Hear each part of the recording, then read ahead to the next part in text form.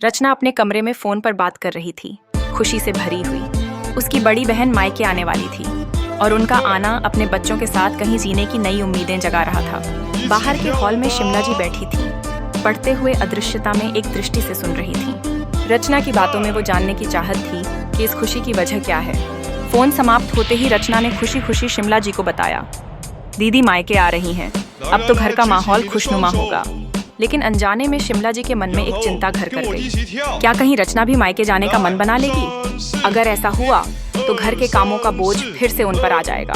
सास की चिंता स्वाभाविक थी। शिमला जी ने सोचा कि रचना को मायके जाने की कोई आवश्यकता नहीं है। ससुराल की जिम्मेदारियों के बीच एक संक्षिप्त मुलाकात ही पर्याप्त है। जब रचना ने अपने जाने की इच्छा प्रकट की तो शिमला जी ने हंसकर उसे समझाने की कोशिश की कि ससुराल वही है और मायके तो बस क्षणिक मिलन का स्थान है। उनका हृदय तो यह समझ रहा था कि जरूर कुछ कहाने का हक रचना को नहीं है, लेकिन रचना ने सौम्यता से अपनी बात रखी। दीदी के बच्चों के साथ कुछ समय बिताने का मन कर रहा है। ऐसा नहीं है कि वह नहीं समझती कि ससुराल की जिम्मेदारियां अहम हैं, पर दिल ने चाहा कि कुछ पल अपने पास की खुशियों में बिता सके। पर हठी शिमला जी ने कोई स्थान नहीं छोड़ा। अंततः रचना को मन महसूस कर रहना पड़ा। दीदी का आने का दिन आया और रचना ने आसपास के कामों को पूरा किया। थोड़ी उदासी के साथ वह मायके गई, पर जब वह वापसी कर रही थी तो उसकी ननद की सास ने उसे समझाते हुए कहा कि यह शानदार मौका है अपने परिवार के साथ बिताने का। पर रचना के मन पर बंधनों का जाल था। सास के आदेश ने उसे रोक रखा था। इस तरह पारिवारिक रिश्तों की जटिलताओं और भावनाओं का खेल चलता रहा। सास के कहने के बाद भी रचना के मन में उपजे रिश्तों की गर्माहट का गहरा प्रभाव था। यह केवल संवाद नहीं था, बल्कि एक सास बहू के रिश्ते में समझदारी और प्रेम का एक नया पन्ना था। अंत में यह समझ में आता है कि रिश्तों में सीमाएं भी होती हैं, पर खुशियों का आधार हमेशा संवाद में प्रकट होता है। मम्मी, आप ये सब मेरी सास को भी सिखा रहे हैं। बहू रचना फोन पर अपनी बड़ी बहन से अपने कमरे में बात कर रही थी। तब सासू माँ शिमला जी वहीं हाय नल में बैठी हुई थी। पढ़ तो वो अखबार रही थी, लेकिन कान बहू की बातों की तरफ थे। जरा सुने तो सही, आखिर क्या बातें करती है वो अपनी बड़ी बहन से। खैर, फोन रखने के बाद वो खुशी खुशी बाहर आई और शिमला जी से बोली, मम्मी जी, आपको पता है दीदी मायके आ रही है, वो भी अपने बच्चों के साथ, और अभी 1 सप्ताह तक वो यहीं रुकेगी। आखिर उन्हें काफी टाइम हो गया है यहाँ आए हुए। मेरी शादी के समय ही वो मायके रुकी थी। उसके बाद उनकी सास की तबीयत खराब रहने लगी और उनका रुकना ही नहीं हुआ। अब जाकर 2 साल बाद वो यहाँ रुकने के लिए आ रही है। रचना की खुशी को देखकर शिमला जी मन ही मन सोचने लगी, हे भगवान, अब ये कहीं मायके जाने की जिद ना लगा दे। सारा काम मुझे करना पड़ जाएगा। अब तो मुझसे घर के काम भी नहीं होते। वो अभी सोच ही रही थी कि इतने में रचना ने उनके मन की बात बोल दी। मम्मी जी, मैं सोच रही थी कि मैं भी कुछ दिन वहाँ रुकाऊं। दीदी भी यही कह रही थी, क्या मैं भी मायके चली जाऊं?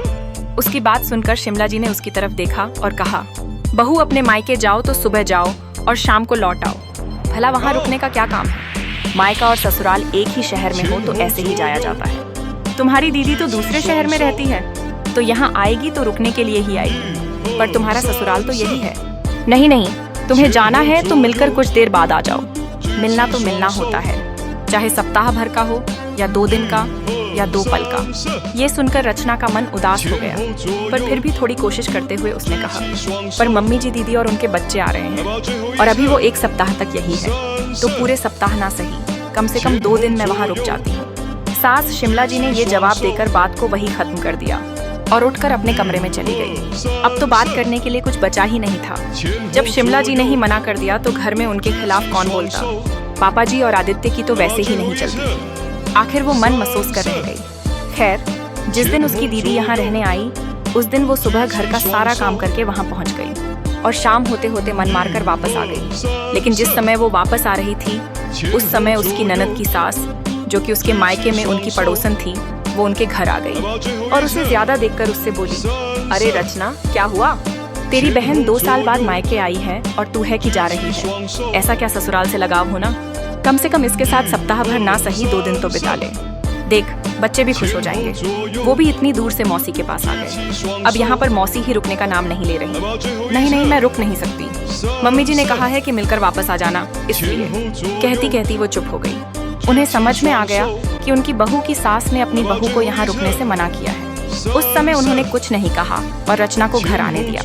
लेकिन 2 दिन बाद ननद घर पर आई तो शिमला जी बहुत खुश हो गई। 3-4 घंटे वहाँ बिताने के बाद ननद जब वापस जाने लगी तो शिमला की ने उसे 1-2 दिन रुकने के लिए कहा। अरे बेटा, 1-2 दिन यहाँ रुक जा। कल तेरी मौसी के यहाँ जाने सारी टानित है।